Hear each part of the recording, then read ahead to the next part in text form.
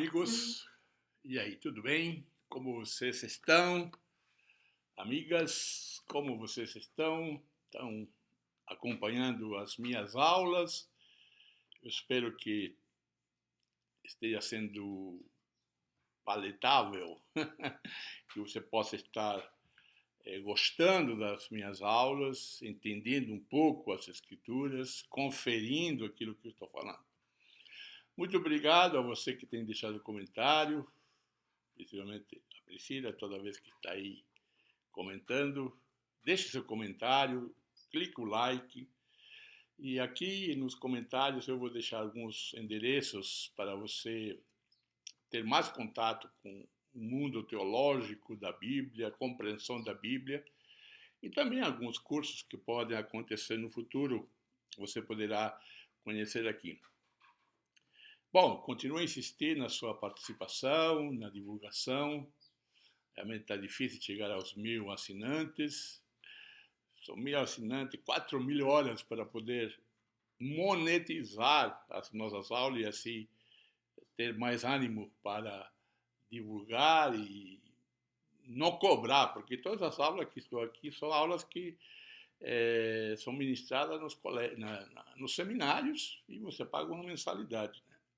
Mas, aproveitando a gratuidade do YouTube, mas também querendo usufruir das vantagens que o YouTube pode ter, queremos ser honestos com você. Nós não queremos ocultar nada. Muito bem, então nós paramos no capítulo 3 e agora vamos entrar, ainda vamos continuar, melhor dito, no capítulo 3, né? Só que já avançamos até o capítulo 3, 12. Agora vamos para o versículo 13 e 14 para frente. E uma frase muito forte, Paulo fala aqui, que essa frase é importante, muito importante, muitíssimo importante. No versículo 13, uma afirmação paulina que recebe suporte das Escrituras Sagradas. Essa afirmação de Paulo tem um conteúdo dos mais enigmático e ao mesmo tempo central das cartas paulinas, pois levanta uma questão teológica sobre por que Jesus teve que ser crucificado.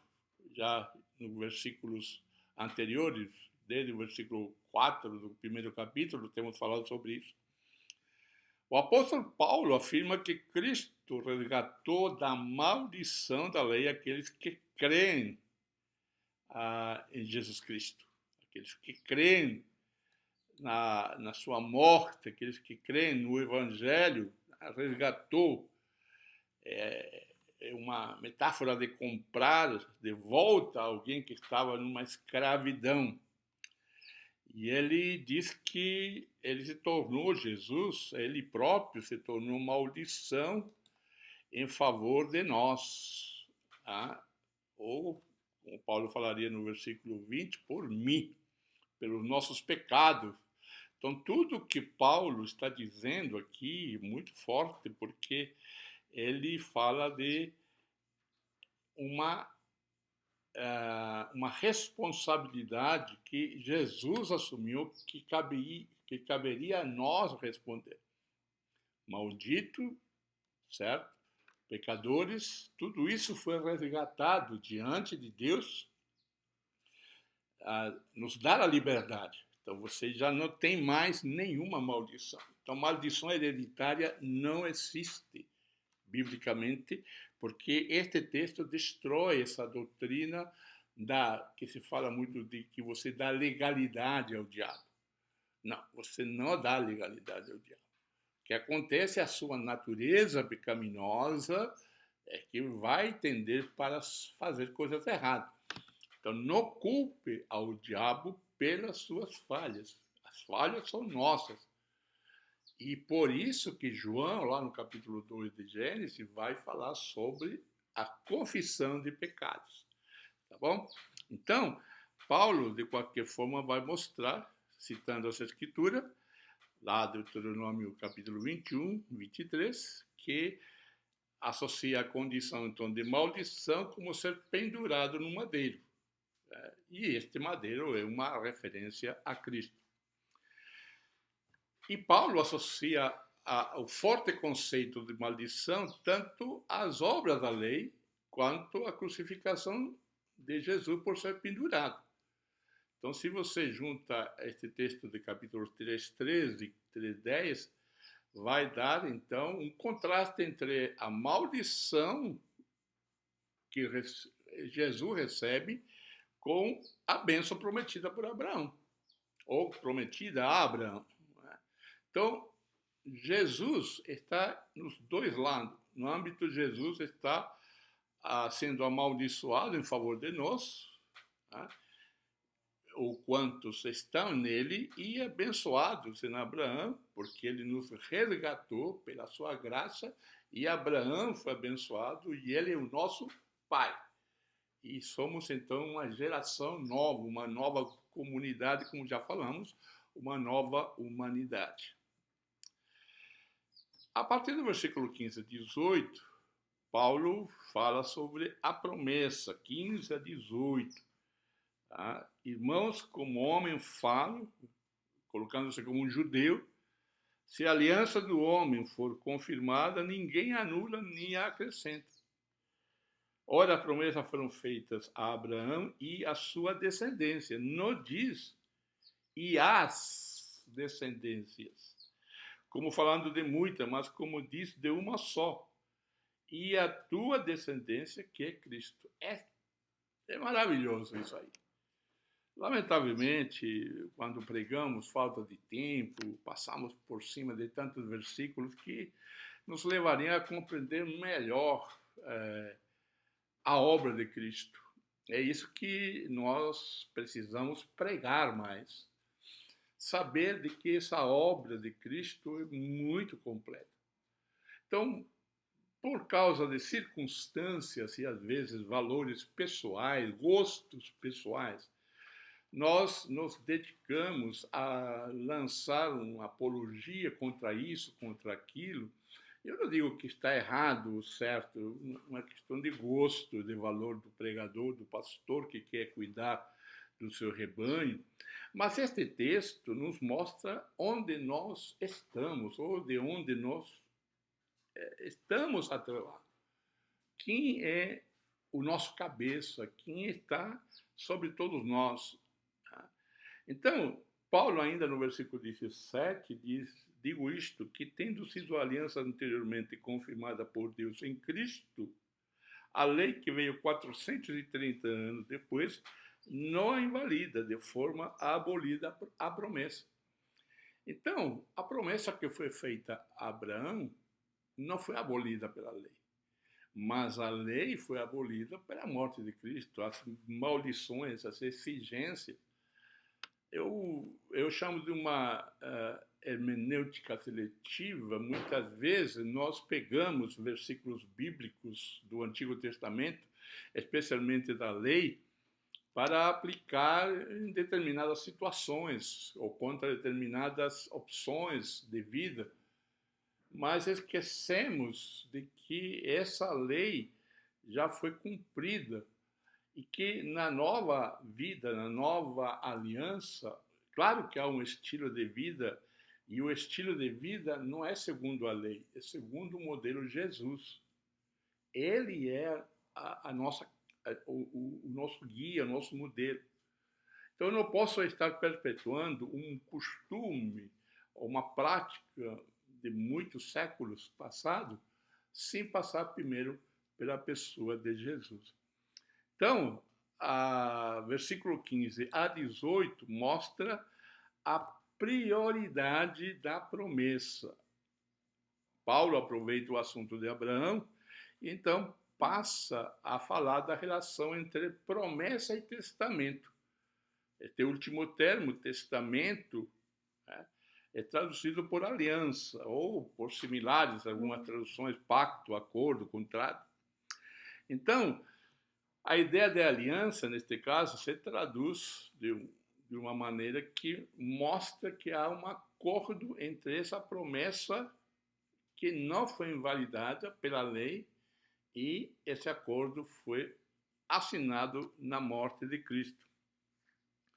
Então, Paulo tira um exemplo da vida cotidiana das pessoas quando diz que um testamento, né, a declaração última da vontade do testador, quanto ao destino de seus bens depois da sua morte. Uma vez oficializado, não pode ser revogado ou alterado por ninguém. Então, com Abraão foi oficializado e a lei não pode revogar. Tá? Essa promessa a Abraão é inviolável. E, novamente digo, ela se refere não a uma nação, a um Estado, ela se refere a essa nação que nasce em Abraão, porém rejeita Jesus e Deus cria então um novo Israel, como o final de Gálatas vai mostrar. Essa palavra final de Gálatas é bastante interessante porque está falando do novo Israel para judeus. O novo Israel é algo que vai chocar na mente do judeu. Fala, pô, peraí, então eu sou o quê? Eu sou do velho Israel?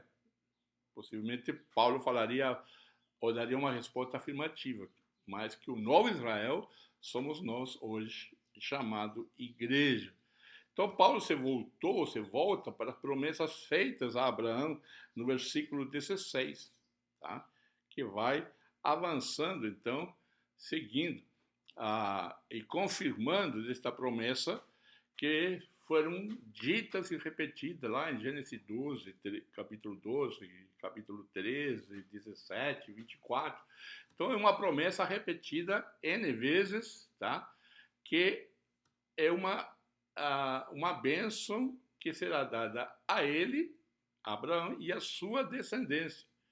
Então, Paulo reforça o termo singular descendência diante das descendências, que seriam todas as pessoas de Israel, judeu, e ele conclui, então, que se trata de um prenúncio sobre Cristo, ou ungido, ou Messias, ou Cristo. Muito bem, e no versículo 29, lá para frente, Paulo vai explicar mais como que se dá esse coletivo, né? Como que nós estamos em Cristo. Então o apóstolo agora, no versículo 17, ele segue para um argumento cronológico. O testamento que Deus fez com Abraão foi promulgado antes do estabelecimento da lei. Então, o testamento, vamos colocar assim, que foi a aliança que foi feita com Abraão, não pode ser revogada, nem mesmo a lei.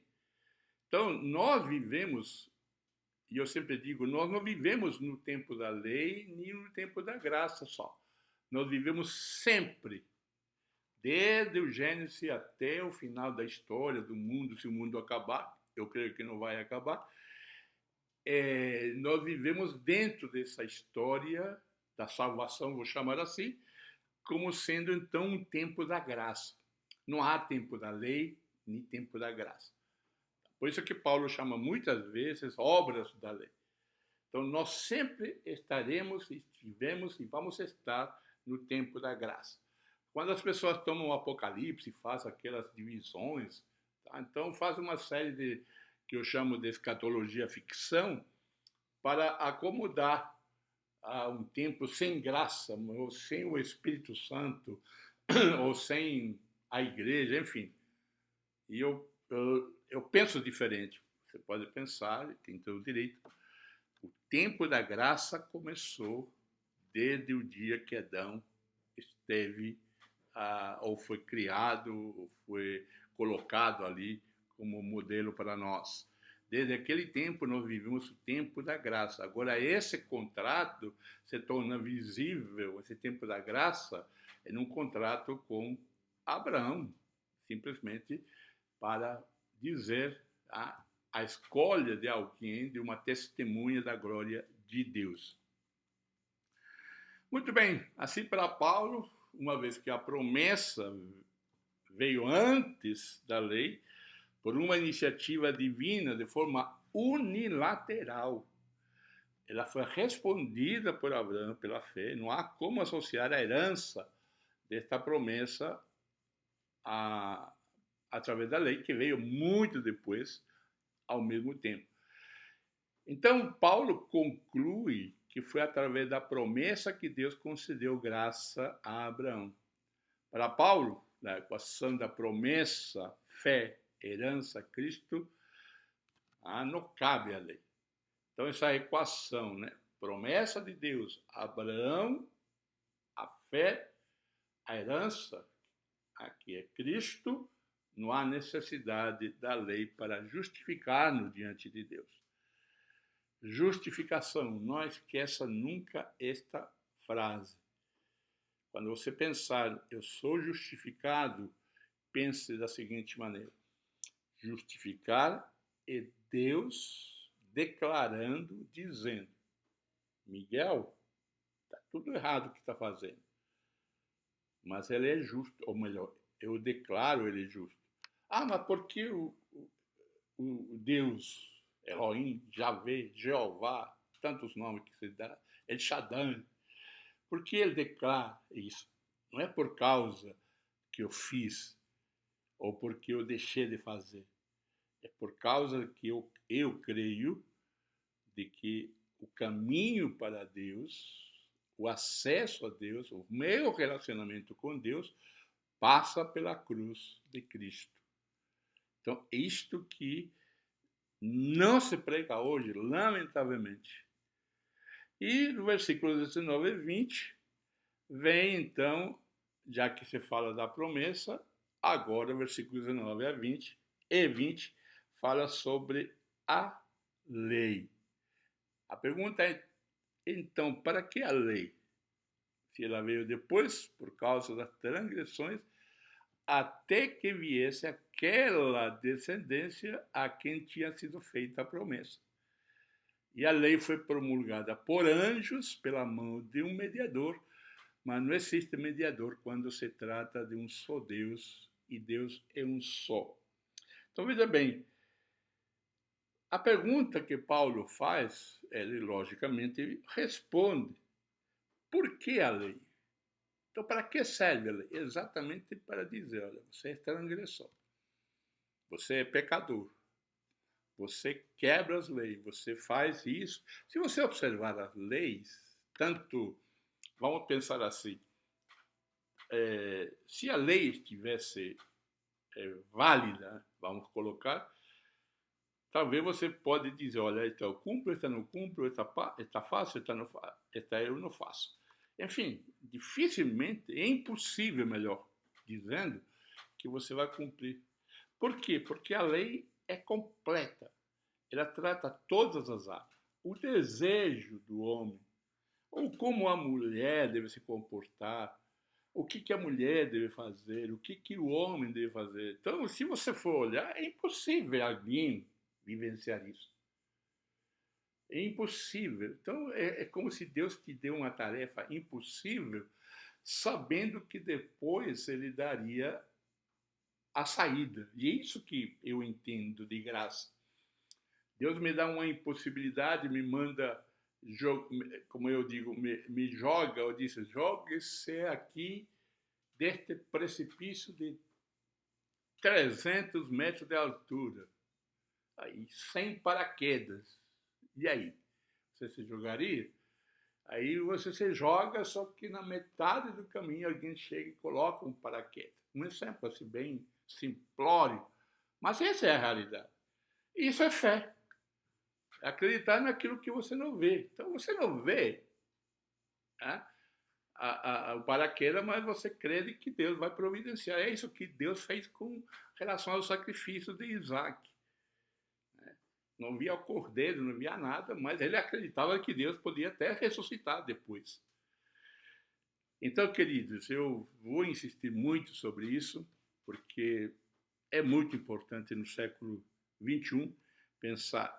Logo, a lei é contra as promessas de Deus? Não tem nenhuma sorte, porque se fosse dada uma lei que pudesse vivificar, a justiça, na verdade, teria sido pela lei.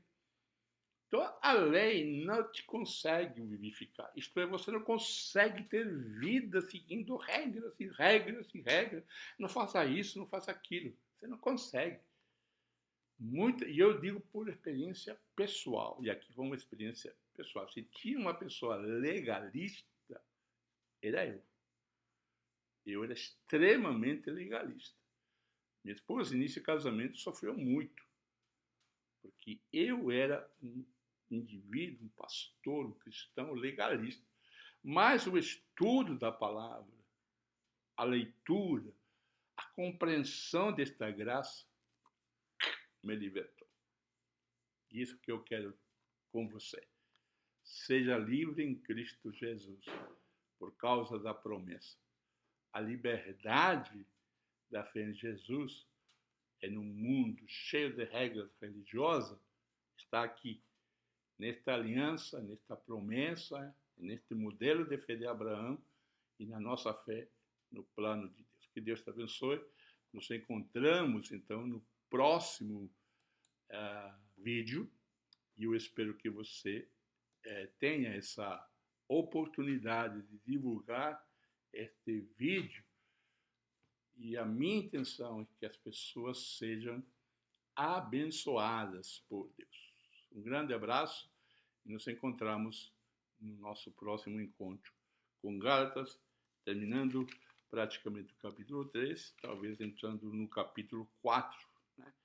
Mas já está quase terminando o capítulo 3, possivelmente vamos começar o capítulo 4, eu sei que você está interessado em aprender mais, e eu vou deixar aqui alguns links aqui abaixo nos comentários para você acessar nossos grupos, nossos cursos, nossos comentários, enfim, há uma série. Agora, se você não quiser estudar, tudo bem. Se você quiser uma mentoria particular, teria o maior prazer, através de uma videochamada, poder conversar com você e te ajudar neste processo de desenvolvimento da fé cristã. Estamos à disposição da Igreja Corpo de Cristo. Que Deus te abençoe, um grande abraço e não esqueça de deixar um like, de comentar, de falar que você está participando ou assistindo este vídeo e está sendo bênção para você. Se você não compartilha, não deixe a bênção, ou talvez não está gostando. Mas se não está gostando, comenta também. Não estou gostando. Me fará bem ouvir e com certeza estarei melhorando. Um grande abraço e que Deus te abençoe.